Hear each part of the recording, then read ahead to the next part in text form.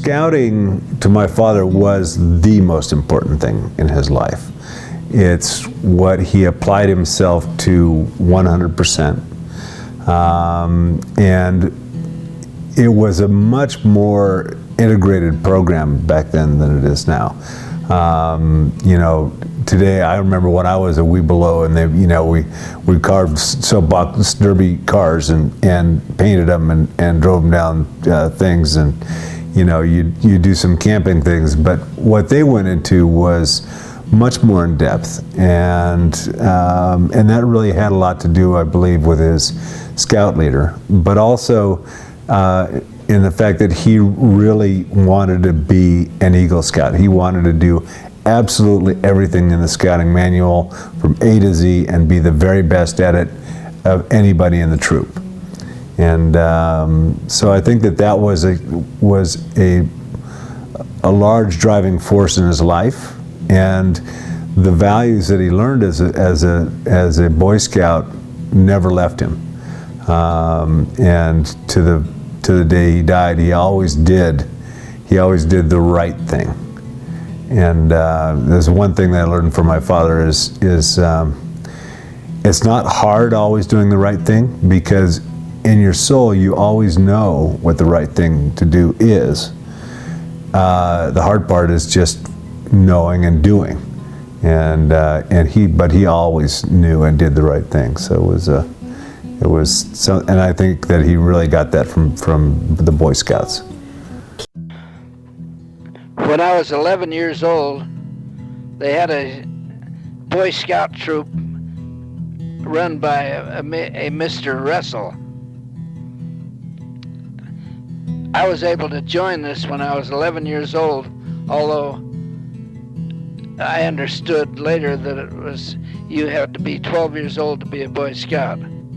The Boy Scout movement was prominent in Reno, and I had some of my finest experiences of my life while I was in the Boy Scouts. I remember the first meeting in the Boy Scouts.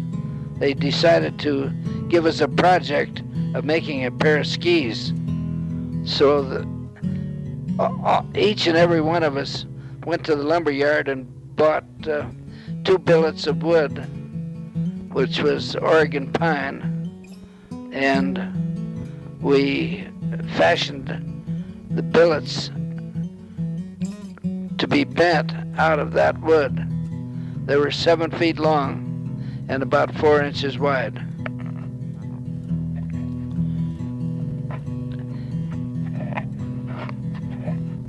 After we formed the wood, we would take the billets out to Steamboat Springs, put the billets tips into the water, and allow it to boil for several hours, or quite a long time, to soften the wood.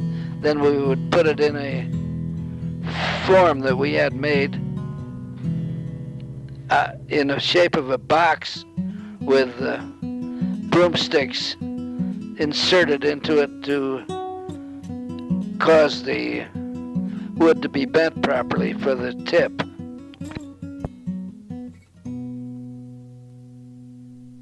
Wayne Polson would translate his passion for skiing and the outdoors into a community dedicated to skiing as a way of life. In 1943, Wayne and his wife Sandy purchased 640 acres in Squaw Valley from Southern Pacific Railroad. 5 years later, Squaw Valley Development Corporation was formed after a chance meeting in Alta, Utah, with Harvard lawyer Alex Cushing. Cushing and his wife Justine, with their good friend Lawrence Rockefeller and a few of their close friends, came up with $400,000, and Polson traded his land for company stock. Construction on the ski resort began, and Wayne's vision was taking shape.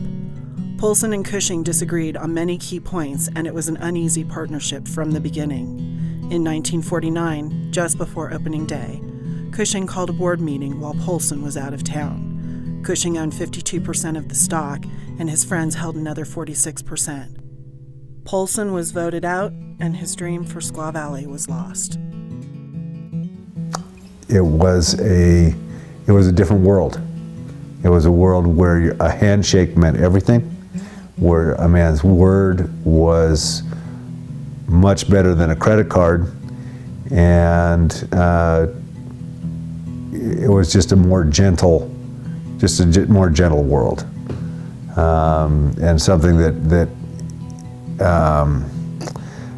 I really believe my father to have been fairly naive when he was dealing with Alex Cushing.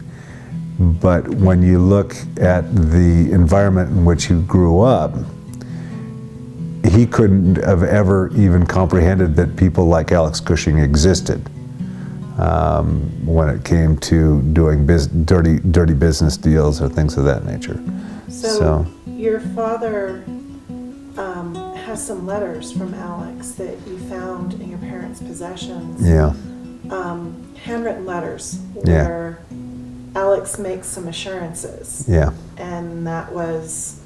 Yeah, it was pure lies, but it was, he was a New York attorney, and he was dealing with a Reno, Nevada Boy Scout. That's basically what you got on either side of the picture, and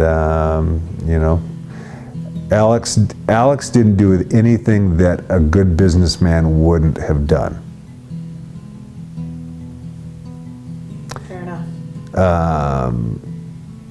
It just had to. He was just dealing with a naive young man who was trying to build his ideal, and really believed that everybody was with him.